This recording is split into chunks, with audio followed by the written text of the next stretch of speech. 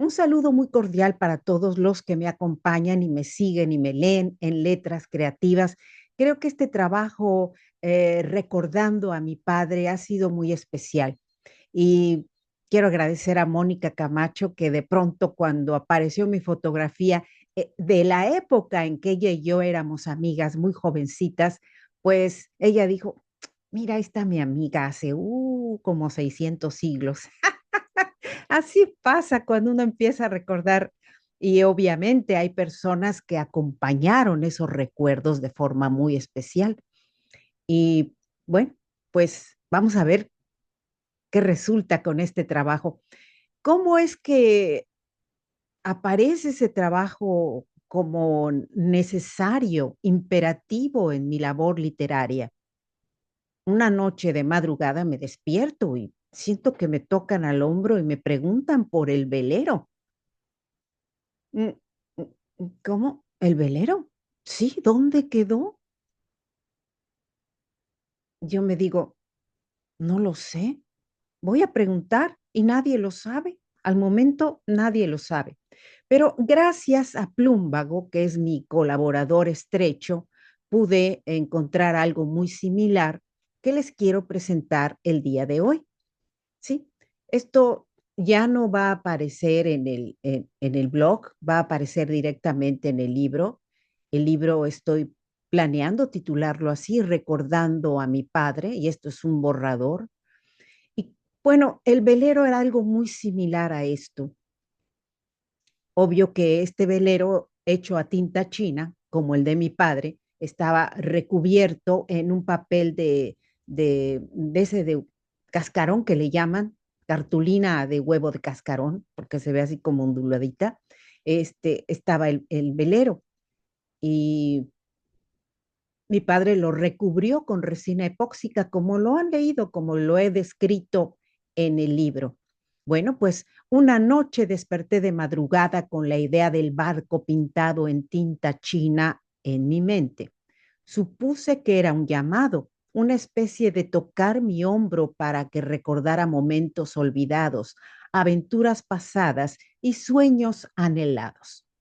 El barco con sus velas desplegadas navegaba por aguas desconocidas. Todo esto en mi mente, obviamente porque el barco era un símbolo, una búsqueda constante de nuevas historias. Y mi mente siempre está trabajando en buscar la siguiente historia. Y esta historia llegó así. Como escritora, ese llamado de atención no se pudo quedar en la charla de mensajes donde hablé con la familia preguntando precisamente en qué lugar se quedó ese barco. ¿Mm? Resonó en mi interior y obviamente puedo llegar a intuir que fue precisamente el autor de esta pintura quien me dijo, acuérdate, relaciónalo con algo, haz crecer esa idea. Y obviamente ante ese llamado uno no se detiene en ningún instante. En aquella madrugada sentí que debía plasmar en papel no solo el barco, sino también los rostros y las voces que lo acompañaron, ayudando a dar vida a mi imaginación y a mis recuerdos. Y bueno, es lo que les quería comentar el día de hoy, porque para mí es muy impresionante el que uno pueda llegar a sentir que alguien nos dice, oye, no se te está olvidando algo, y probablemente eso sea.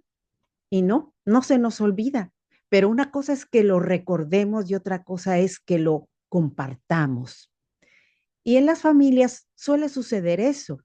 Nos sentamos en torno a una mesa, en torno a una fogata y recordamos a los otros, a los que se han ido, a los que tenemos al lado, con los que nos peleamos, aquellos que extrañamos. Suele pasar. Y de eso se va a tratar esta historia. Así que espero que cuando ustedes lo puedan ver ya como libro con su introducción y su epílogo, les agrade y pues sientan esa cercanía de hablar de la propia raíz genética, la mía. Reciban un saludo muy cordial y claro la invitación a que me acompañen en Letras Creativas y en mi mundo en palabras en Letras Creativas. Mi nombre, Ariadne Gallardo Figueroa, con este proceso de cambio de tono de pelo que, bueno, me trae ahí, que me pongo, no me quito y en fin, así es la vida, pero la vida nos presenta cambios, a veces los queremos disimular, en ocasiones es inevitable, pero la vida es cambio, la vida es un proceso que hay que vivirlo con alegría, porque por algo estamos aquí. ¿Mm? Hasta pronto y claro, no olviden nunca que todos los recuerdos tienen un camino. Si no eres escritor, ese camino está en otro destino, pero lo está.